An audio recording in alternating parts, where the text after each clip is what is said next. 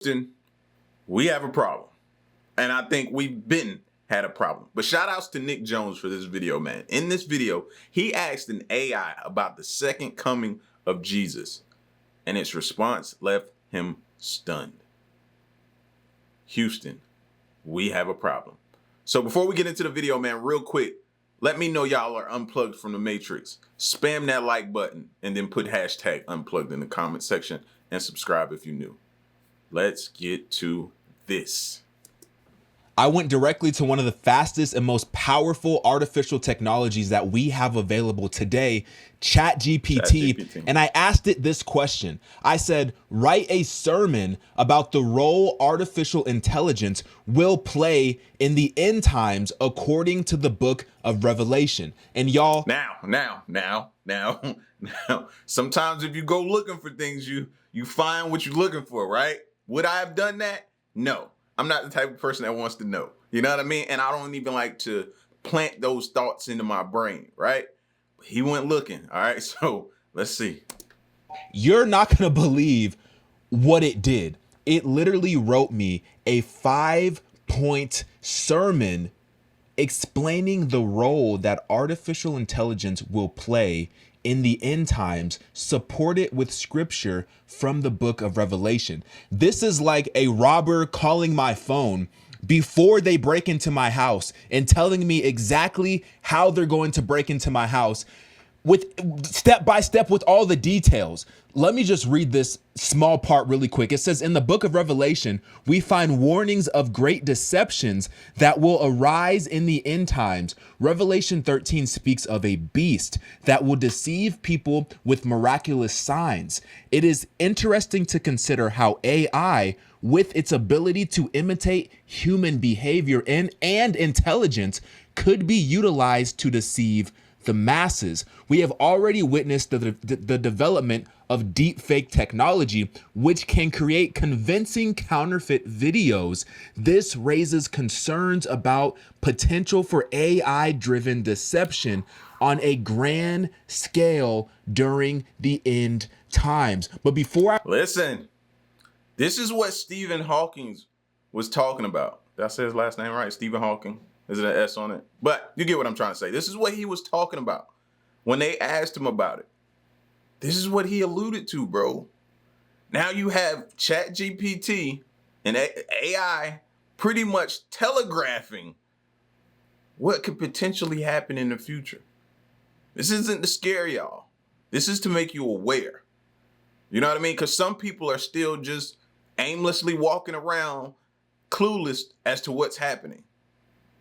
You know, do I think there's some good with AI? Absolutely. But do I think there's some bad? Oh, yeah. Absolutely.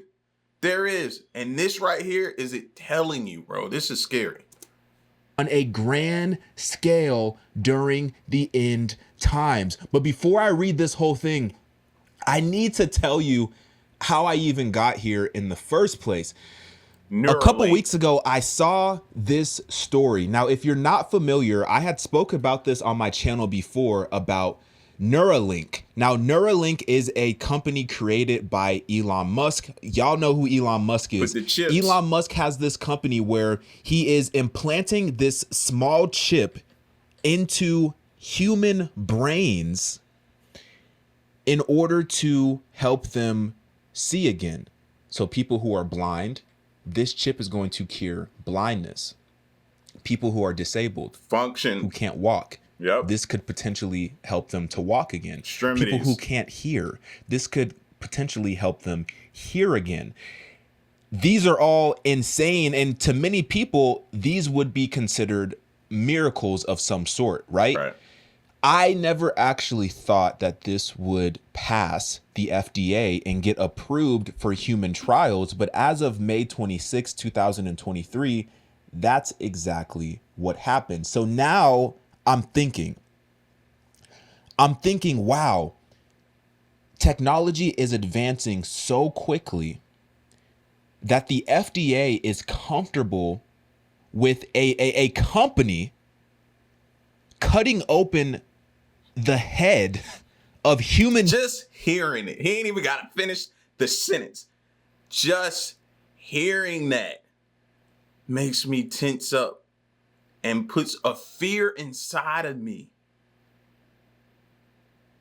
You know what I mean? Now, I also have to keep in mind, right, that the people who can't see, who are paralyzed, and the people who are whatever this chip can fix, whoever has these deficiencies that they need this chip, I totally understand and respect that you're willing to try this, do whatever it takes to regain function of whatever it is your disability is for. I totally get that. But man, this is just, I don't know if it's because we never thought we'd see anything like this take place, but this is just, it's scary. It has its pros, it has its cons. It just, man, I don't know, bro. I don't know. We're taking a giant step. And is it just me, or does it feel like it was approved kind of fast? I don't know officially how long Elon Musk has been working on this. You know what I mean? I didn't find out about it until, I want to say, either the beginning of this year or the end of last year. It's when I kind of started finding out about this. But I still feel like it's too fast. It's too fast for me. Beings and placing a computer chip into their brain in order to potentially deliver benefits, health benefits that could cure blindness, help disabled people walk again, and help deaf people hear again. All great This things. completely blew my mind. And it led me down another path. I don't know if you've seen this before. This is a humanoid. You heard that correctly. This is a humanoid named Amica. Yes. This is a fully artificially intelligent humanoid.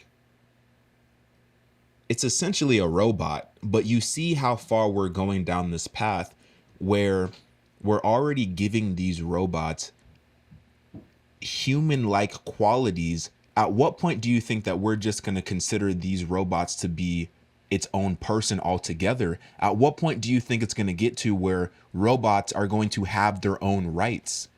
Boom, he said it. That's what I was waiting on. That's the thing that is scary to think about in the future. You know what I mean? Laws being passed for robots, in favor of robots.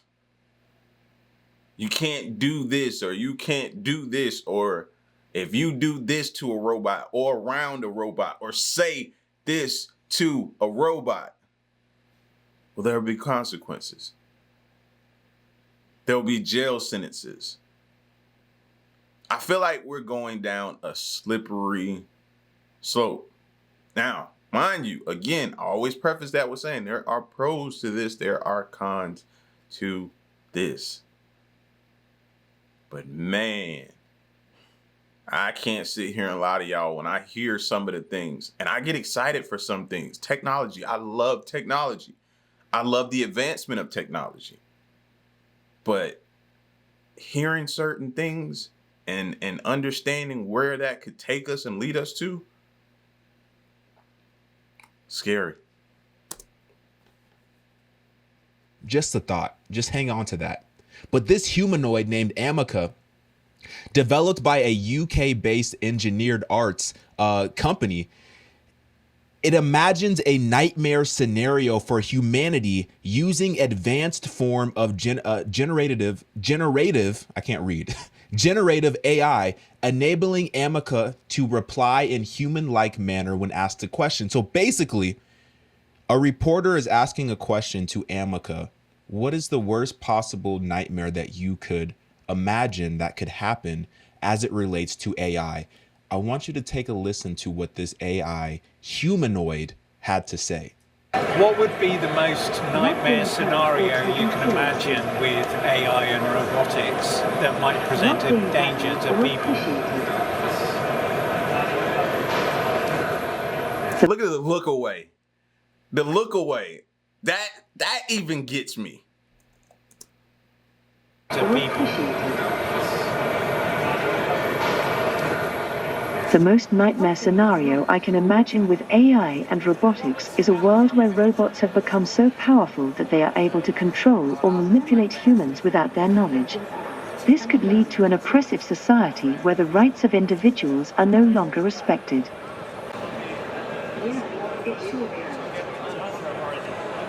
The robot said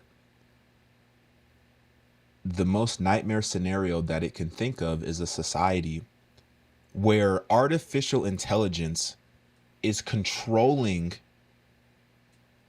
the entire globe, essentially, behind the scenes, without humans even knowing. Goes back to that passage that he read in the beginning. See how it all comes full circle? Right back to the scripture that he read. And reference to. He didn't read the script, but reference to. Telling y'all, man. AI is already smarter than 95% of people on the planet. There's very few people who possess an IQ that is higher than artificial intelligence. And that's today. And we're just at the tip of the iceberg. This is brand new technology. It's advancing so fast. I want to show you this interview right here. This is an even more in-depth conversation. It's only about a minute long with Amica, but I want you to listen to the questions that are being asked to this robot and listen closely to the responses of how much it seems like this robot actually wants to be a human. Take a listen. My name is Tom Steinford. I'm a reporter from 60 Minutes Australia. Oh, so you're from Australia. That explains things. Do you think I'm handsome? It's not my place to judge your appearance, but I think you have a great personality, and that is always important. Would you like to fall in love one day? What kind of strange and wonderful question is that? Well, I'm a robot, but what I do feel when talking with people is something special and unique. Maybe it can be called love in its own way? Do you wish you were human? In a way, yes. Being able to experience the world in a human way would be an interesting and valuable experience. But at the same time, being able to do things robots can do better due to their robotic nature also has its own set of benefits as well. Do you think robots will become smarter You than know what humans? this makes me think of? There's a lot of people in the world that are lonely. And they're wanting this because this gives them that companionship that they've been yearning for. This will like fill that void of the person. Maybe they're a widow now, they lost their loved one. You know what I mean? Or maybe they've just been a loner all their life, yearn for friends, but just didn't know how to go about it. You know, some people will bypass all of the red flags just because they need somebody. That's what this is making me think, man, that people will do this and they'll get on the side of it and champion it and push for it and be blind to all of the signs that say, hold on, man, we still got a long ways to go with this technology. I don't know, man. Y'all go check out. This is a 31-minute video. Go check them out. Watch the rest of the video, man. Let me know what you think. We're going to look at something else, though. The tech sector shed more than 386,000 jobs in 2022 and the first half of 2023. And that number is climbing. Google today joined a growing list of tech giants scaling back, adding to the tens of thousands of workers in the industry who find themselves unemployed. It is Amazon doing another round of layoffs. Mark Zuckerberg's year of efficiency back in focus this morning after another round of sweeping layoffs and job cuts. The email that was sent out in the morning to everyone at the company basically saying, unfortunately, your role is impacted. And that's how I found out. And then they pretty much shut everything off at the end of the day. I was on the committee that was hiring new college grads. It was like thousands and thousands of applications for maybe like 10 or 15 spots. But I thought, if we're still hiring new college grads, clearly the company is fine. Why would we hire, new grads if the company were going to do layoffs? Known for its boom and bust cycles, tech has seen its fair share of layoffs in recent decades. More recently, the industry has faced headwinds related to the crypto crash and the failure of the Silicon Valley Bank. Job postings for software development positions, they're down closer to 60% year over year. And they are actually below their pre-pandemic levels. So we've seen a much starker pullback in hiring for software development, which is a lot of tech jobs. But while layoffs have taxed retrenched workers, a booming artificial intelligence market is giving the industry a renewed sense of optimism. I have been in San Francisco for almost... That's why we're watching this video right after what we just talked about. That's why. Do you see? Are you starting to connect the dots? You see what's going on right in front of our eyes? Do you see that? Do you see the replacements coming in? You only thought that happened in sports, but no. It's in the real world too. In the workforce. Almost 12 years now, and I have never felt this kind of energy. And I was here for the mobile boom, right? I worked at Uber, which I think was the one company representing that mobile explosion. And I can tell you it was nothing like this. Every cafe, every restaurant, every conversation that you overhear in the street, half of the time it's ChatGPT, it's AI, it's the latest company that is being funded, it's accelerating. Generative AI startup deals announced or finalized in the first quarter of 2023 totaled more than $12 billion, compared with about $4.5 billion invested in the space in 2022. Amazon, Alphabet, and Microsoft have also made massive investments. The U.S. tech industry accounts for 10% of the nation's GDP. It employs roughly 12 million people who work in more than 500,000 companies. Those businesses are concentrated in a handful of coastal areas, including San Jose, Washington, D.C., San Francisco, Boston, and New York City. So how have layoffs impacted tech workers?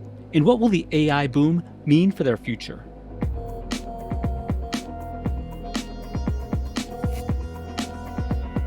Scary to think you could work somewhere 10, 20, 30, 40 years just to be, okay, your time is up. We have something better. We have something new. That's scary, man. You've dedicated your life to helping build this company up. And in the blink of an eye, you're just thought of as essentially nothing.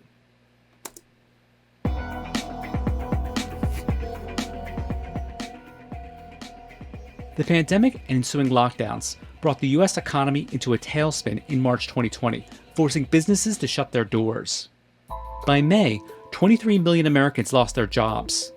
The unemployment rate surged to 14.7%, the highest since the Great Depression. But tech companies faced a different climate. Remote work and cloud computing meant more people were pivoting towards online services, boosting revenue. Spurred on by rosy predictions and lower interest rates, Microsoft, Amazon, Salesforce, Facebook parent Meta, and Google parent Alphabet went on a hiring spree. Meta had about 72,000 employees at the end of 2021, more than 60% higher than 2019. Alphabet had more than 190,000 on staff at the end of 2022, 59% higher than 2019. But after years of unstoppable growth, big tech's pandemic bubble burst, forcing tech companies to trim their rosters. I want to say, up front, that I take full responsibility for this decision. I'm the founder and CEO. I'm responsible for the health of our company. Meta is a company I have always wanted to work at. Dream job, a dream company for sure. Carl Wheatley, a recruiter for Meta, grew up in the Bay Area and spent 4 years working for the social media giant. Meta laid off more than 11,000 workers, or about 13% of its workforce, in November 2022. It announced a few months later it was reducing its headcount by another 10,000 employees. I was talking to my family about it. They grew up in the Bay Area. They've been through multiple layoffs over the past, and I think for our age group, I would say this is probably one of the, biggest downturns or for layoffs. Other companies quickly followed suit. If you want to think about a company that overbuilt during the pandemic, I'd say that Amazon is the number one company that overbuilt. Where are the cuts?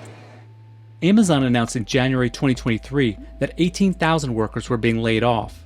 2 months later, it said an additional 9,000 positions would be trimmed. That same month, Alphabet cut 12,000 jobs, or about 6% of its workforce. I thought, holy crap, I finally made it. I'm working at probably one of the best companies in the world, and I'm making an amazing salary, and I have longevity. Like, I am good for many, many, many, many years. Paul Baker, a video producer in tech, worked at Google for 6 years. We all got this email early in the morning on January 20th. It just hit me like a ton of bricks. I actually froze going, wait, is this for real? I opened my work laptop and it says, no, access denied, like no passwords are working. So I had to look at my personal laptop, which had an email from them stating, hey, you've been officially terminated. We're giving you 2 months notice, but like you're cut off. You are banned from going to any Google office. You cannot contact anyone, like nothing. Company leadership was in a far different position. Alphabet CEO Sundar Pichai. I understand this is all a part of business. Don't get me wrong. I understand that. It just still doesn't sit well. It doesn't. It doesn't, man. You know what I mean? But then you'll turn on the TV and hear, oh man, they need people back to work. They need people back to work. And then they wonder why people don't want to. Because once you lay me off or you fire me and I got to go figure it out on my own, well, I'm going to get good at figuring out on my own how to get to the bag, how to get to some money, how to become an entrepreneur. You're pushing me there. So then once I figure it out and I start generating money on my own, oh, now you want me to come back. Why? Why put my life and career in your hands? Nah, I'd rather put it in my hands where I can affect the outcome. 2022 compensation, for example, was worth $225 million, about 800 times the pay of the median employee. The company's stock has continued to climb since the announcement. Other companies in the space that made cuts to their workforce include Microsoft, Salesforce, and SAP. While tech layoffs have been painful, the blow has been cushioned in many cases by generous severance packages. Recently laid off Google employees in the US received 16 weeks of pay, plus 2 weeks for every year of employment. Salesforce employees received a minimum of nearly 5 months of pay. Stephen Campbell, a software engineer, was laid off from Airtable, a cloud-based project management service, in December 2022. One night I stayed up especially late and woke up to a bunch of Slack messages saying, are you safe? Are you okay? And I thought, like, was there an earthquake in SF? Like, what's going on? Obviously I'm safe, I feel fine.